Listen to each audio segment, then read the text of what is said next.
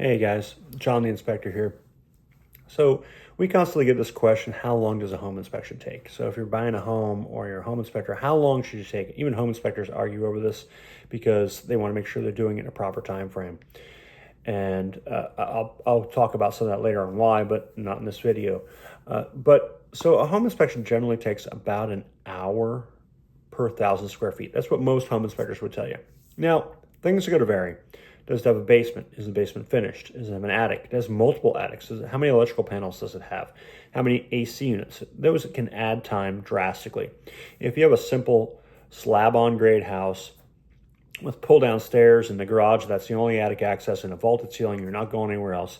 It's going to take a big difference between a two-story house with multiple attics, multiple electrical panels, multiple AC units. It's just going to be huge. Then when you add on other things like pools, irrigation, things like that the inspector may do while they're there, it can add to the time. But generally speaking, it's 2 hours per 1,000 square feet, or an hour per 1,000 square feet. So the house is generally 2 hours. Now you can add on time because maybe the seller's there and they're going to talk to you for a few minutes before you can get started. Or maybe the buyer's agent shows up. Maybe the listing agent shows up. They want to discuss a few things. Buyers show up. So, generally we figure we talk to our buyers for about 20 minutes when we're done explaining what we found before the report's published. And that's generally enough for some, but some need 45 minutes or an hour. Some are a little longer, some are a little less, some don't show up at all. So the answer is it varies. But if you were to ask me what's that number, I'd say it's a 1 hour per 1,000 square feet is average. Now, we do team inspections, so we send two inspectors for every inspection. So we spend less than that 2 hours to the 2,000 square foot house. We spend about an hour and a half. That includes usually talking to the buyer depending upon the condition of the house, because the condition of the house can greatly vary what we do or what we can't do, what we got to write up. Also, is the house occupied could certainly change things. A vacant house, you're going to check everything. Where if you have a cluttered house, there's not a lot you can check. So just something to consider. If you're getting a home inspector, don't look for the guy who does it the fastest. Or a girl, woman, don't look for the person who does it the fastest. Look for the inspector who's going to do a great job. Check out reviews, check out referrals. That being said, should you take the advice of your agent, your real estate agent, to get a home inspector? Well, the answer is yes, but also maybe not. So your agent should know who the good inspectors are. So what I would ask your agent is, if you were buying a house for yourself or one of your family members, which inspector would you use? And I'll go into this deeper in another video, but there's inspectors out there who do fabulous jobs and do a great job. They take longer, maybe they charge more, maybe they're much more detailed. Do you as a buyer want that? Do you need that? That's something you have to ask, right? Or maybe you have an inspector who just gives you the bare bones. This is a home inspection, you're done, and it's cheap, quick, done, and over. Maybe that's what you want. Maybe that's what you need. But remember, this is going to vary.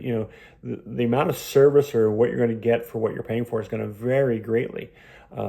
We call them, fly-by-night inspectors or the cheap Charlies or whatever you want to call them. In the construction industry, we call them truck in a truck. They just get it done. They're cheap, they're fast. They may not be perfect, but it's over, and you can move on. Now, there are other inspectors on the opposite end of the extreme. They're very detailed. They take a long time. They may even take a day or two to produce a report, but they were going to have accuracy and details and probably not miss a whole lot. Now, do you need all that data? Sometimes yes, sometimes no. I would say sometimes it can be overwhelming, especially for a first-time home buyer. But you also don't want to shortchange yourself by getting the inspector just glazes things over, and then you realize, well, he mentioned the AC was older, but I didn't realize I was going to have to replace it in a year. Well, that's what you don't want him glazing over. So you really want an inspector that kind of fits what you're looking for.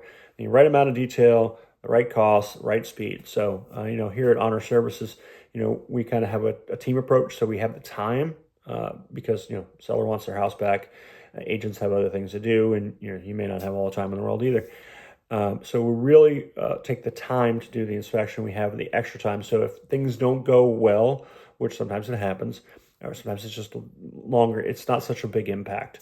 But on the opposite occasion, I could go do a sub 1,000 square foot condo. We can have it done in 45 minutes, and that just looks weird because you have two inspectors and it's a 900 square foot condo, and you're not checking certain things because it's a condo, well, it doesn't take long at all to do that. So those are the kind of questions to ask. And you can always, when you call to book an inspection or your text or your email or however you're booking online, you can always ask, how long do you think this is going to take? And that should give you a prediction of the quality of the inspection, but also ask them how many inspectors are going, because we do it faster than everybody else, but we sent 2 inspectors. And some inspectors will write the report on site, so they may take an extra 15, 20 minutes to plug data in their systems so that the report's generated quicker.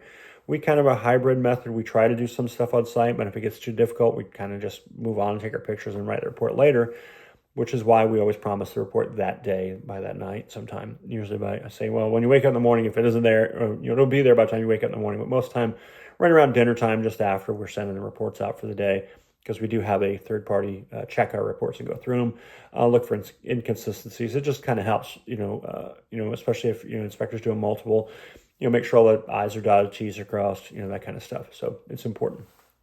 So we have that process in place. Not everybody does, but it does take a little bit of time to generate a report when they do it on site or you do it after the fact. Most people don't realize it could take as much as the inspection time to write the report.